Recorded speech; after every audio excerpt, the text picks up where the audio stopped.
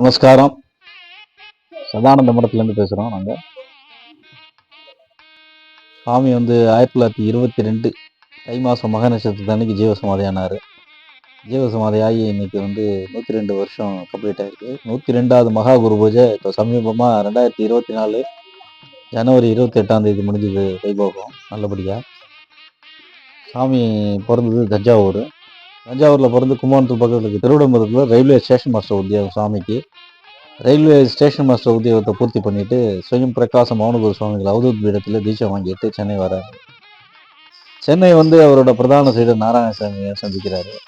நாராயணசாமியை சந்திக்கிறப்ப நாராயணசாமிக்கு உத்தியோகத்தில் சில இடர்பாடுலாம் இருக்குது. அந்த இடர்பாடை சுவாமி கலைகிறார். அவர் நாராயணசாமி ஐயா அப்போ போலீஸில் உத்தியோகம் வருது. சில திருடர்கள்லாம் கையோட பிடிச்சாகணும் அப்படிங்கிற ஒரு நிர்பந்தத்தில் இருக்கிறப்ப, இல்லைன்னா வேலை பறி போயிடுங்கிற மாதிரி சுச்சுவேஷனில் சாமி ஒத்தாசை பண்ணுறாரு. அவருக்கு அது கலைஞ்சோன்னா சாமியை திருப்பியும் சாமியை சந்திக்கணுங்கிற ஆவலில் திருப்பியும் சாமியை மயிலாப்பூரில் போய் சந்திக்கிறாரு. சாமி மயிலாப்பூரில் உட்காந்து திருப்பியும் மறுபடியும் நாராயணசாமியை அனுகூலம் பண்ணுறாரு. அப்போ அவருக்கு என்ன தேவைங்கிறது சாமிக்கு புரியுது. அவருக்கு சந்தான பிராப்தி இல்லை. திருமணம் ஆகி 13 வருடம் சந்தான பிராப்தி இல்லை, குழந்தை பாக்கியம் இல்லை அப்படிங்கிறது தான். அதனால் சுவாமி என்ன பண்ணுறாரு, தன்னோட அன்ன பாத்திரத்துலேருந்து 3 படி சாதம் எடுத்து கொடுக்குறாரு. இது சாப்பிடு நாராயணா, உனக்கு 3 குழந்தைங்க கிரம பிரகாரம் பிறக்கும். அந்த நாராயணசாமி ஐயாவுக்கு 3 குழந்தை பிறந்த உடனே நாராயணசாமி சாமியை ஒரு கணம் கூட பிரியக்கூடாதுன்னு மைண்டில் முடிவு பண்ணிடுறாரு. முடிவு பண்ணி என்ன பண்ணுறாரு, சாமியை அழிச்சுன்னு இங்கே உட்கார வைக்கிறார். இங்கே உட்கார வச்சா சாமி யோகம் தவம் பண்ணுறாரு. இந்த யோகம் தவங்கிறது சாதாரண யோகம் இல்லை, நவகண்ட யோகம். அங்கங்கள் 9 பாகமாக பிரியும். அதை 9 பாகமாக சிரசு உட்பட பிரிஞ்சதுன்னா அப்புறம் போய் ஈஸ்வரனோட பிரம்மத்தில் போயிட்டு வருது, ஈஸ்வரனோட கலந்து வருதுங்கிறது ஒரு வித்தை.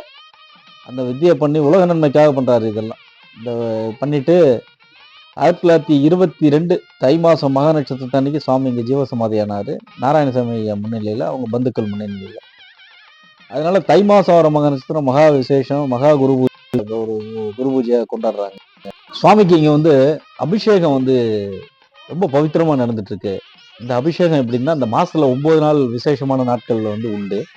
இதை தவிர பக்தர்களோட வேண்டுகோளுக்கு இணங்க அவங்களுக்கு திருமண நாள் மற்றும் சிறப்பான நாட்களா அவங்க எதை கருதுறாங்களோ அந்த நாளில் அபிஷேகம் பண்றதுக்கு அவங்களுக்கு ஒரு விண்ணப்பம் கொடுக்குறாங்க. அதில் பார்த்தீங்கன்னா, எல்லா அபிஷேகம் முடிஞ்சதுக்கப்புறம் விபூதி அபிஷேகம் பண்ணுறது. இந்த விபூதி அபிஷேகம் எப்படி பண்ணுறோம் அப்படின்னு கேட்டாக்கா, பசு விபூதி தான் நம்ம வர வைக்கிறோம். இந்த பசு விபூதியை இயற்கையாக மாட்டு பசு சாணத்தில் பண்ண பசு விபூதியில் அபிஷேகம் பண்ணி அந்த அபிஷேக விபூதி தான் எல்லாருக்கும் பிரசாதமாக நம்ம கொடுக்குறோம். இதை சிரசில் வச்சுக்கிறது, நெத்தியில் வச்சுக்கிறது, பிரார்த்தனை கண்கூட நிறைவேறதை கண்கூட பார்க்கலாம். இங்கே அந்த விபூதியை அருள் கூர்ந்து யாரும் வேஸ்ட் பண்ணாமல் உபயோகப்படுத்தினா எல்லாருக்கும் நல்லது.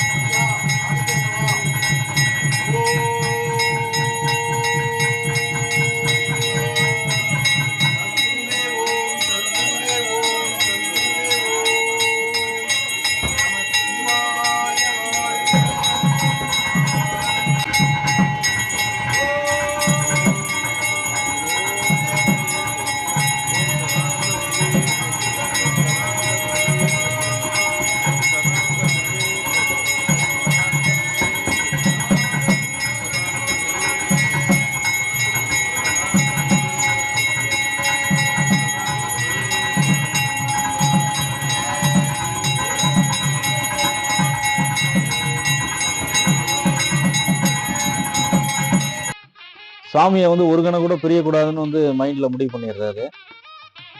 முடிவு பண்ணி என்ன பண்ணுறாரு, சாமியை அழிச்சுன்னு இங்கே உட்கார வைக்கிறார்.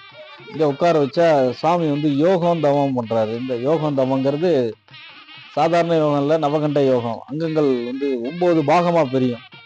அதை 9 பாகமாக சிரசு உட்பட பிரிஞ்சதுன்னா அப்புறம் போய் ஈஸ்வரனோட பிரம்மத்தில் போயிட்டு வருது, ஈஸ்வரனோட கலந்து வருதுங்கிறது ஒரு வித்தை. அந்த வித்தியை பண்ணி உலக நன்மைக்காக பண்ணுறாரு. இதெல்லாம் இந்த பண்ணிட்டு 1922 தை மாசம் மக நட்சத்திரத்தன்னைக்கு சுவாமி இங்க ஜீவசமாதியானாரு. நாராயணசாமி ஐயா முன்னிலையில. பக்தகோடிகள் அனைவருக்கும் வணக்கம். என்னோட பேர் முருகதாஸ், பெருங்குளத்துலேருந்து வரேன். இது வந்து சதானந்த சுவாமிகளோட மடம்.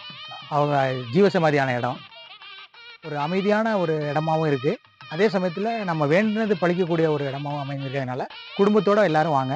நானும் வந்தேன்.